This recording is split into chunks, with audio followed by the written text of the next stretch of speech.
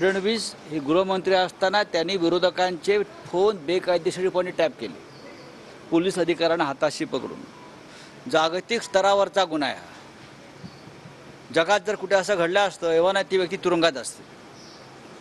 पण फडणवीसांनी सत्तेवर येताच तपास थांबवला. तपास चालू द्यायला हवा होता, गुन्हा रद्द केला.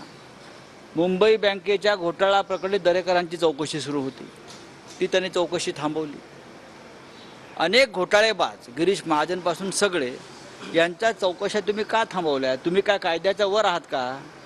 तुम्ही आम्हाला अटक करता, तुम्ही आमच्यावर गुन्हे दाखल करता, आम्हाला अटकेच्या धमक्या देता, केजरीवाल हेमंत सोरेन यांच्यासह अनेकांना अटका करता. मग तुम्ही काय वरच्या झग्यातून पडलेले आहात का? तुम्ही कोण आहात? कायदा हा सगळ्यांसाठी समान आहे. तुम्ही अद्याप संविधान बदललेलं नाही, आम्ही तुम्हाला बदलू देणार नाही मिस्टर फडणवीस आणि मिस्टर शिंदे, हे लक्षात घ्या. तुमच्यावर गंभीर स्वरूपाचे गुन्हे होते. मुळात एकनाथ शिंदे ह्यांनाच फडणवीस अटक करणार होते, तुम्हाला माहिती आहे का? म्हणून घाबरून पळून गेले. हे डरपोक लोक आहेत, हे अटकेला घाबरले.